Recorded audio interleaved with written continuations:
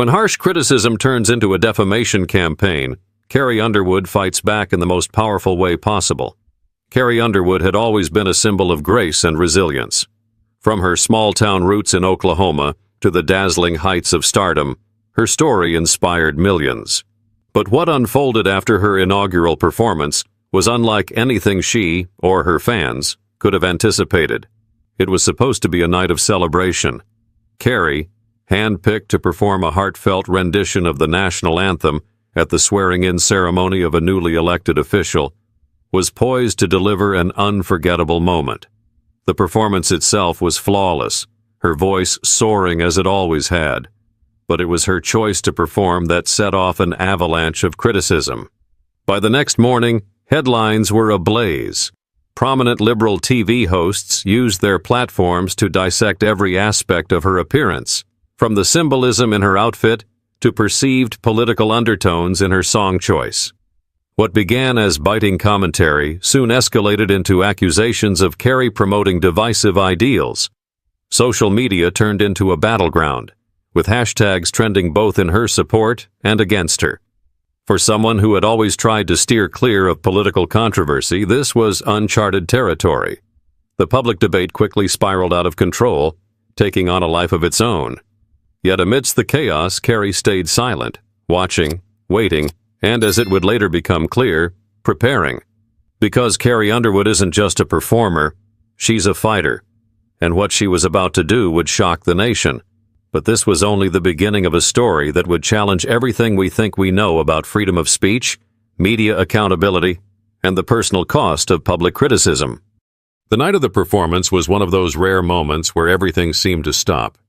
Cameras zoomed in on Carrie Underwood as she stood on the grand stage in Washington, D.C., the Capitol gleaming behind her. She wore a simple yet elegant white dress, her signature blonde hair cascading over her shoulders. The air was heavy with anticipation. As the first notes of the national anthem rang out, there was no denying the power in her voice. It wasn't just a song, it was a message, a unifying cry that seemed to resonate with the crowd gathered to witness history. But while many applauded her performance as heartfelt and pure, others saw it differently. The criticism started almost immediately. Some claimed her choice of dress carried political symbolism, too stark, too deliberate. Others scrutinized the slight change she made to the arrangement, interpreting it as a veiled critique of the administration she performed for. One prominent TV host called it a calculated PR stunt, while another accused her of selling out her values for visibility. But what truly lit the firestorm was a widely shared clip from the event. In it, Carrie finished her performance and briefly exchanged a smile and handshake with the newly elected official. For her critics, that was all they needed. They began painting her as someone aligning herself with divisive policies, a narrative that quickly gained traction. Within hours, Twitter exploded with reactions. "How could she?" wrote one critic. "This isn't the Carrie we knew." Others questioned her integrity, suggesting she had abandoned the small-town values she often sang about in favor of political opportunism. Fans rallied behind her, flooding social media with messages of support. To them, Carrie was simply doing her job, singing a song, not making a statement. But her silence in the days following the event left room for speculation to fester. Every news cycle seemed to amplify the outrage, and soon, it wasn't just about her performance, it was about her as a person. And yet, Carrie didn't flinch. She remained quiet, absorbing every jab and headline, waiting for the perfect moment to make her move. The aftermath was relentless. Every news channel, podcast, and social media feed seemed to dissect Carrie Underwood's performance. The liberal TV show hosts at the center of the controversy wasted no time in amplifying their critiques. Each segment felt sharper, more personal, and calculated to fuel the narrative that Carrie's actions were more than just a performance. They were a political statement. One show, known for its provocative commentary, played clips of her smiling at the newly elected official on a loop. "Is this the face of a neutral artist?" the host questioned, their tone dripping with sarcasm. Another host took aim at her lyrics, referencing an old song of hers and twisting its meaning to imply she'd always harbored certain political leanings. The accusations grew more far-fetched, with some commentators even questioning her faith, something she had always held close to her identity. The audience wasn't passive either. Online forums and comment sections turned into battlegrounds, with supporters defending her authenticity and critics calling for boycotts of her music. Hashtags like #Carrie Underwood exposed and #Carrie stands strong trended simultaneously, reflecting the deeply divided public opinion. Amidst all this noise, the liberal hosts didn't stop at commentary. They brought in experts, body language analysts, and political commentators to pick apart every frame of her performance. Their broadcasts blurred the line between criticism and outright defamation, with insinuations that Carrie's motives were insidious and self-serving. For days, Carrie remained silent. To some, this was a sign of guilt. To others, it was proof of her grace under pressure. Behind the scenes, however, Carrie and her team were documenting every comment, every accusation, and every unsubstantiated claim. And when she finally spoke, it wasn't through a tweet or a press conference. It was through a defamation lawsuit that would send shockwaves across the entertainment industry. When Carrie Underwood finally broke her silence, she did it with precision and intent. Her legal team filed a defamation lawsuit against the network hosting the liberal TV show, naming the prominent hosts individually. The suit alleged that their commentary had crossed the line from criticism into outright falsehoods, tarnishing her reputation and causing emotional and professional harm. The legal document was as detailed as it was damning. It outlined how the hosts' repeated insinuations of her supposed political leanings were baseless and defamatory.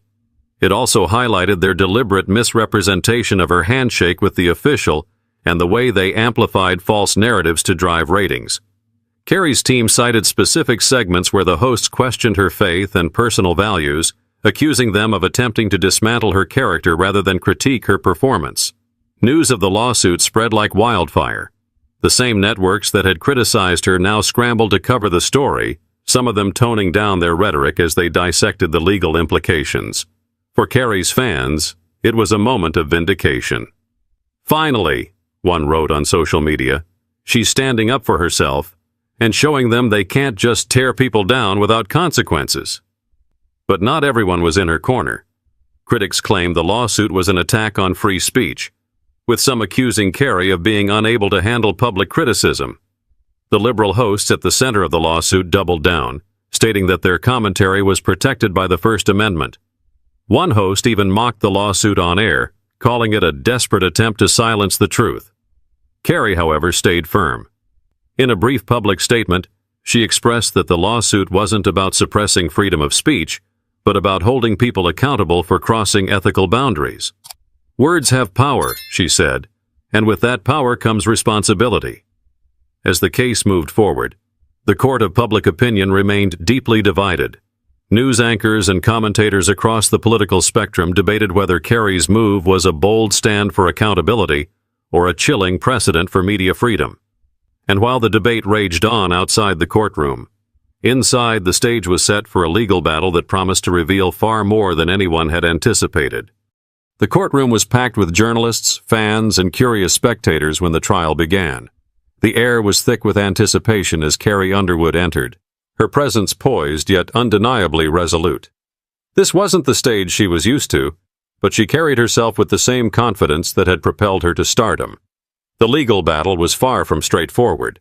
Carrie's lawyers opened with compelling evidence, playing clips from the TV segments in question. The words spoken by the liberal hosts weren't merely harsh critiques. They were laced with insinuations that painted Carrie as a hypocrite and a political operative. Each clip seemed more damning than the last, showing how the hosts had built a narrative that blurred the line between commentary and character assassination. The defense fired back, arguing that their commentary was protected under the First Amendment. They claimed their remarks were opinions based on public actions, not statements of fact. "We have the right to criticize public figures," one of their attorneys declared. Carrie Underwood is no exception. But Carrie's team was prepared. They introduced emails from producers of the show, leaked during discovery, which revealed discussions about pushing the narrative to increase ratings. The messages included directives to frame Carrie's performance as politically charged, regardless of her actual intentions. The courtroom buzzed as these revelations unfolded, with murmurs rippling through the audience. Then came Carrie's turn to testify. She spoke with quiet determination, recounting the emotional toll of being vilified in the media. "I've spent my entire career trying to bring people together through music," she said. "But these false accusations have tried to define me in ways that aren't true, and have hurt not just me, but my family." Her voice cracked slightly as she described the impact on her children, who couldn't understand why their mother was being attacked on television. The most dramatic moment came when Carrie's lawyer presented the final piece of evidence, a secretly recorded conversation between two of the show's producers. In the tape, one producer admitted that the hosts had exaggerated their claims to make the segments more controversial. "Controversy sells," the producer said bluntly. The courtroom erupted, and the judge called for order. The defense scrambled to mitigate the damage, but the momentum had clearly shifted. Even the public, which had been so divided, seemed to take notice of the manipulative tactics exposed during the trial. But the question remained: would the jury see this as a clear case of defamation, or would they side with the host's claims of free speech? The verdict was just around the corner, and the stakes had never been higher. As the courtroom drama unfolded, the world outside seemed just as polarized. News outlets on both sides of the political spectrum dissected every word, every revelation, and every testimony. Social media platforms became battlegrounds for heated debates about freedom of speech, the ethics of media criticism, and the responsibilities of public figures. Supporters of Carrie Underwood flooded platforms like Instagram and Twitter with messages of encouragement, using hashtags like #StandWithCarrie and #TruthMatters. "This isn't just about her," one fan tweeted. "It's about how we let media treat people. She's fighting for something bigger." On the other side, critics accused Carrie of trying to stifle the media and suppress free speech. Prominent pundits argued that the case set a dangerous precedent. "If public figures can sue over harsh criticism," one commentator stated, "where does it end? This could silence the press." But it wasn't just about Carrie anymore. The leaked emails and recorded conversation had sparked a much larger conversation about the ethics of sensationalism in media. Panels of journalists debated the line between fair commentary and targeted defamation. Public figures came forward to share their own experiences of being misrepresented, further fueling the discourse. In coffee shops and offices, the average American weighed in. Some sympathized with Carrie, recognizing the toll of such public scrutiny. Others worried about the implications of holding media outlets legally accountable for their opinions. The nation was gripped by the case, not just for the drama, but for what it revealed about the ever-blurring boundaries of media, truth, and accountability. Despite the noise, Carrie stayed quiet, appearing calm and focused during her courtroom appearances. She let the evidence speak for itself, refusing to engage in the public tit-for-tat. Her restraint only added to the intrigue surrounding the trial, leaving everyone guessing how it would end. The final arguments loomed, and as the trial neared its conclusion, the spotlight shifted back to the courtroom, where the fate of this extraordinary battle would soon be decided. The courtroom was silent as the jury returned with their decision. The four-person stood, the weight of the moment evident in every measured word. "We find in favor of the plaintiff, Carrie Underwood." The words landed like a seismic shift. Carrie's face remained composed, but the subtle rise of her shoulders betrayed the enormous weight she'd been carrying. The verdict was a resounding victory. The jury had determined that the hosts and their network had indeed crossed the line, defaming Carrie with reckless disregard for the truth. Damages were awarded in the millions, not just as compensation, but as a statement about accountability in media practices. The public reaction was swift and loud. Supporters of Carrie celebrated the verdict as a triumph for fairness and integrity.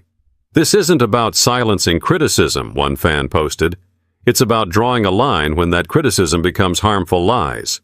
Others viewed it as a much-needed reckoning for sensationalist media, applauding Carrie for taking a stand not just for herself, but for everyone who's ever been wrongfully dragged through the mud by headlines. On the other hand, critics decried the decision as a chilling blow to free speech. Opinion pieces questioned what this would mean for journalists, especially those who comment on public figures. Some of the accused hosts remained defiant, stating they would appeal, but their reputations had already taken a serious hit. For Carrie, the victory was bittersweet. In an emotional statement outside the courthouse, she thanked her fans for standing by her. "This was never about silencing anyone," she said, her voice steady despite the clear emotion in her eyes. "It was about truth. Words matter, and they have real consequences. I hope this reminds everyone in the media to choose them wisely." She spoke about the toll the trial had taken, not just on her, but on her family. She admitted there were moments she wanted to walk away, to let the storm pass. But she stayed the course, driven by a belief that the fight was bigger than her. "This wasn't just about clearing my name," she said. "It was about reminding all of us that accountability matters, no matter how powerful the platform." In the months that followed, the case left a lasting imprint.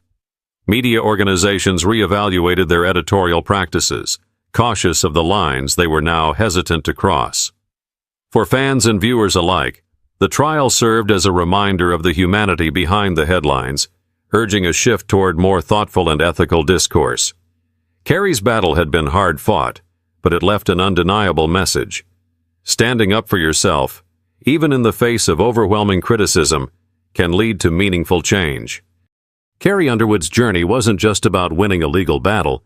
It was about reclaiming dignity and truth in a world that often sacrifices them for the sake of controversy. Her story is a reminder that while public figures are under constant scrutiny, they are still human beings, deserving of respect and fairness. This case also underscores a deeper truth for all of us. Words have power. Whether spoken on national television, typed out in a tweet, or shared in a private conversation, the things we say carry weight. They can build someone up or tear them down, sometimes with consequences we can't predict. Carrie's fight challenges us to be more thoughtful in how we engage with others, especially in a time when it's easier than ever to spread opinions without considering their impact. It's a call to hold media, and ourselves, accountable for the narratives we create and consume. As we reflect on Carrie's resilience, let's remember the importance of standing up for what's right, even when the odds feel insurmountable. Whether it's protecting your reputation, defending your values, or seeking justice, staying true to yourself is always worth it. And if her story moved you, inspired you, or made you think differently, consider joining the conversation.